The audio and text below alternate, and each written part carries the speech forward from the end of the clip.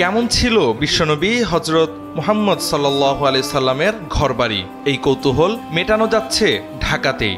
ধানমন্ডি লেকের পাড়ে দেখা যাচ্ছে মহানবীর ঘর, আসবাবপত্র, তাঁবু ও মসজিদ। কাঁচামাটির দেয়াল, খেজুর পাতার ছাউনি, কূপ, বাঁশের সিঁড়ি এবং প্রাচীনকালের নিত্য ব্যবহার্য সামগ্রী ব্যবহার করে তৈরি হয়েছে 1400 বছর আগের জীবন্ত আরব। দর্শনার্থীরা ফিরে যেতে পারছেন নববী যুগের সেই মহিমান্বিত সময়ে। ঢাকার ব্যস্ত জীবনের মাঝখানে এক টুকরো নববী ইতিহাস জীবন্ত হয়ে উঠেছে ধানমন্ডি লেকপাড়ে। মসজিদুত তাকওয়ায় চলছে 3 দিনব্যাপী ব্যতিক্রমী আয়োজন সিরাত উৎসব। বইয়ের পাতা বা ধর্মীয় বক্তৃতার গণ্ডি ছাড়িয়ে দর্শনার্থীরা দেখতে পাচ্ছেন 1400 বছর আগের আরব সমাজ ও রাসূলুল্লাহ সাল্লাল্লাহু আলাইহি সাল্লামের যুগের জীবনের বাস্তব প্রতিচ্ছবি। বিশেষ আকর্ষণ হিসেবে রাখা হয়েছে ফাতেমা রাদিয়াল্লাহু তাআলা আনহা এর ঘরের আদলে নির্মিত একটি কক্ষ, যা সরলতা আর পরিমিত জীবনের এক অনন্য নিদর্শন হিসেবে উপস্থাপিত। পাশাপাশি রয়েছে আম্মাজান আয়েশা রাদিয়াল্লাহু তাআলা আনহা সহ উম্মুল মুমিনিনদের ঘর, যা মাটির দেয়াল ও প্রাকৃতিক উপাদানে তৈরি করে তুলে ধরা হয়েছে নবীজির জীবনের আত্মিক অধ্যায়। প্রদর্শনীতে দর্শনার্থীদের চোখ পড়বে নবীজির মিম্বারের আদলে নির্মিত একটি স্থাপনা, যা স্মরণ করিয়ে দেয় ইসলামী দাওয়াত ও রাষ্ট্র গঠনের সূচনা লগ্নকে। সবচেয়ে বড় বিষয় হচ্ছে এসব কিছু বানানো হয়েছে হাদিসের ভাষ্য অনুযায়ী। সিরাত নিয়ে যারা ন্যূনতম পড়াশোনা ও জানাশোনা রাখেন, তারা এই দৃশ্য দেখে আপ্লুত হচ্ছেন। এবার একটি নতুন ইভেন্ট যুক্ত হয়েছে, এটার নাম আমরা দেখেছি চোখে দেখা নবীজির সিরাত। সিরাতের অনেক বর্ণনা আমরা পাই কিতাবের ভাষায়, কিতাবের পাতায়।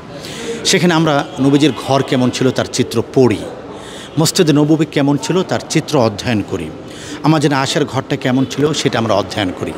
কিন্তু আমরা এবার মসজিদে তাকওয়াতে এমন একটি আয়োজন করেছি, কিতাবে আপনি যেটি পড়েছেন, বইয়ের পাতায় আপনি যেটি পড়েছেন, সেটি আপনি চোখে দেখবেন।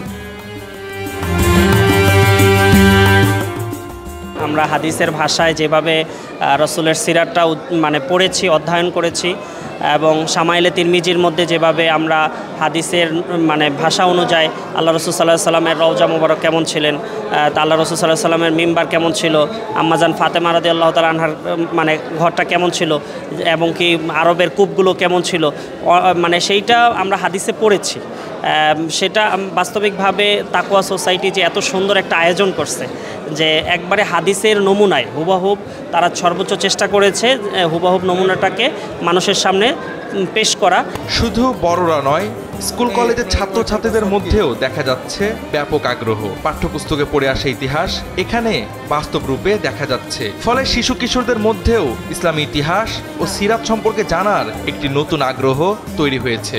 অনেক প্রতিষ্ঠান থেকে দলগতভাবে শিক্ষার্থীদের নিয়ে আসা হচ্ছে প্রদর্শনী ঘুরে দেখাতে। আমার যে নবীজিদের বই সেগুলো পড়ে নবীজির জীবন কাহিনী জানতাম, বাট আমি কখনো চোখের সামনে উদাহরণগুলো দেখিনি। যেমন নবীজির ঘর আজকে কীরকম ছিল, নবীজির জিনিসপত্র, বিছানা, বালিশ সব দেখে আমার খুবই ভালো লাগছে। এবং আমার জীবনের প্রথম এটা, আমি এর আগে কখনো এরকম এক্সাম্পল দেখি নাই, নবীজির ঘরের এরকম এক্সাম্পল দেখি নাই। সব মিলে আমার খুবই ভালো লাগছে। প্রতিদিন সকাল 10টা থেকে রাত 9টা পর্যন্ত দর্শনার্থীদের জন্য উন্মুক্ত এই সিরাত উৎসব শুরু হয়েছে বুধবার, শেষ হবে শনিবার। মাত্র 3 দিনের এই আয়োজন সীমিত সময়ের হলেও এর আবেদন ও প্রভাব দীর্ঘস্থায়ী হয়ে থাকছে দর্শনার্থীদের মনে।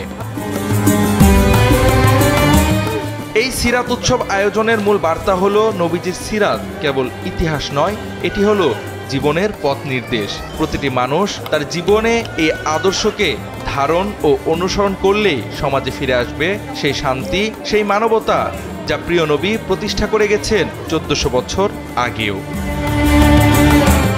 জাওয়াদ আহমদ, সময়ের আলো।